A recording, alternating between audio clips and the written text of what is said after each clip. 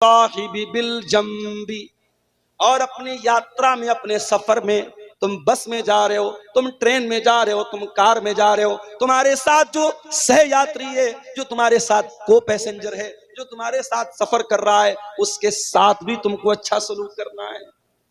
यहाँ ट्रेन पर हम देखते हैं साहब, ट्रेन के डब्बे के बीचों बीच जाए नमाज बिछा करके नमाज पढ़ने लगते। गलत है ये, इस्लाम की शिक्षा नहीं है। किसी दूसरे का आप आना जाना बंद करके, उसका रास्ता बंद करके आप नमाज पढ़ें। किसी ने वीडियो बना के वायरल कर दिया तो एक दो जगह केस भी हो गया। वो केस ना भी हो तब भी इस्लाम की ये शिक्षा नहीं है मेरे भाई। आप ट्रेन में हैं, अगर आप रिजर्वेशन करा के जा रहे हैं और आप आराम से अपनी सीट पर बैठ करके नमाज पढ़ सकते हैं, अपनी सीट पर बैठ करके नमाज पढ़ लीजिए, कोई मसला नहीं। उलमा का फतवा मौजूद है, ट्रेन की सवारी हमारे अपने कंट्रोल की सवारी नहीं है।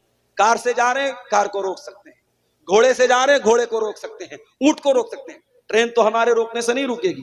तो ट्रेन पर आप अपनी सीट पर जहां बैठे हैं उसी तरीके से आप नमाज पढ़िए।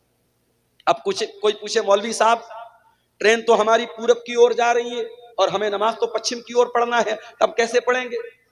अगर पॉसिबल है, अगर ट्रेन पर अपनी सीट पर बैठे बैठे आप पश्चिम की तरफ, किबला की तरफ मुंह करके नमाज पढ़ सकते हैं तो कोशिश करके पढ़ लीजिए। और अगर पॉसिबल नहीं है, ऐनमा तुवल्लू फसम्म वजहुल्लाह, ट्रेन में मजबूरी की हालत है, आपको जिधर सहूलत हो उधर मुंह करके नमाज। और अगर ट्रेन की सीट पर बैठे बैठे नमाज पढ़ना पॉसिबल नहीं है और रास्ते में कोई स्टेशन आता है जहां 15 मिनट 20 मिनट गाड़ी रुकती है और स्टेशन पर किसी कोने में आपको जगह मिलती है, वहां पढ़ लीजिए। और अगर यह भी पॉसिबल नहीं है तो फिर आप अपनी जर्नी को खत्म करने के बाद, अपनी यात्रा को खत्म करने के बाद, जब आपका लास्ट स्टॉपेज आए, जब आप अपनी मंजिल पर पहुंचे, तो ट्रेन में जितनी नमाज छूटी है पढ़ लें। हालात आप देश के देख रहे हैं मेरे प्यारे साथियों। इस्लाम ये तालीम नहीं देता है आपकी नमाज से किसी को तकलीफ पहुंचे, आपकी जात से किसी को तकलीफ पहुंचे। फरमाया वस्साहिबि बिल जंबी, अपने सफर के साथी के साथ भी अच्छा सलूक करो। वब्नि सबील, और जो मुसाफिर है अपने घर में वो बहुत पैसे वाला है, लेकिन आपके यहां वो सफर में आया था, उसका किसी ने पॉकेट मार दिया, उसका पर्स चोरी हो गया, उसका बैग चोरी हो गया, या कोई आपके घर में मेहमान बन के आया है। फरमाया वब्नि सबील, अपने मेहमान के साथ भी तुम्हें अच्छा सलूक करना है, मेहमान को अच्छा खिलाना है, मेहमान को अच्छी इज्जत देना है। इस्लाम की एक तालीम ये भी है मेरे भाई। हजरत इब्राहीम अलैहिस्सलाम के घर में मेहमान आए। कौन आए? फरिश्ते आए। इब्राहीम अलैहिस्सलाम पहचान नहीं पाए क्योंकि वो इंसान की शक्ल में आए थे, बड़े खूबसूरत शक्ल में आए थे। हजरत इब्राहीम अलैहिस्सलाम जल्दी से गए और बछड़े का गोश्त बना करके लाए, बछड़े को भून करके लाए और उनके सामने पेश किया। इसका मतलब ये हुआ मेहमान आए तो उसकी पसंद का खाना उसको खिलाना चाहिए, मेहमान को सम्मान देना, मेहमान की इज्जत करना, यह भी इस्लाम सिखाता है। फरमाया वब्नि सबील, अपने मुसाफिर के साथ और मेहमान के साथ भी तुम अच्छा सलूक करो।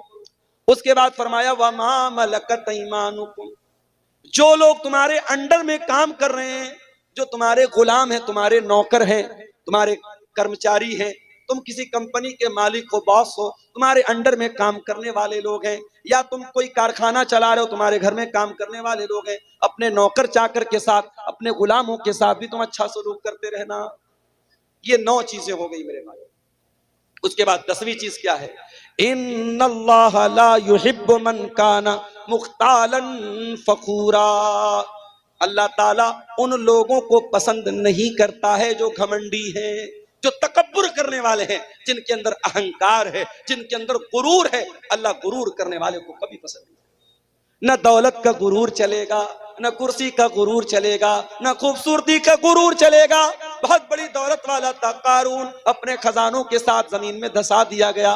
बहुत बड़ा बादशाह था फिरौन, उसकी सारी बादशाहत खत्म हो गई और पानी में अल्लाह ताला ने डुबा डुबा करके मार दिया। बड़ी ताकत वाली कौम थी कौम आद, बड़ी ताकत वाली थी कौम समूद, अल्लाह ताला ने हवा की तरह उड़ा दिया। इन्नल्लाह ला युहिब्बु मन काना मुख्तालन फखूरा, अल्लाह ताला अहंकारी लोगों को, मगरूर लोगों को, घमंडी लोगों को पसंद नहीं करता। इसलिए अपने अंदर तवाज़ु पैदा करो, अगर समाज में आपको इज्जत मिली है, रुतबा मिला है, कदर करो इसकी, इज्जत करो इसकी कि अल्लाह आपसे काम ले रहा है। अल्लाह ने आपको लोगों में एक वर्चस्व दिया है, एक स्टेटस दिया, एक सम्मान दिया है। इसका दुरुपयोग ना करो, इसका गलत इस्तेमाल ना करो मेरे प्यारे। अल्लाह के प्यारे नबी फरमाते हैं, मन तवाज़ा लिल्लाहि रफ़अहुल्लाह। जो अपने आप को छोटा बना ले अल्लाह के लिए, जो अपने आप को हकीर बना ले अल्लाह के लिए, अल्लाह उसको और बुलंदी देगा, और सम्मान देगा, और ऊंचा मकाम देगा। तो ये 10 बातें हैं मेरे प्यारे साथियों, जो सूरह निसा की आयत नंबर 36 में अल्लाह ताला ने हमारे सामने बयान की है। अब आप रात भर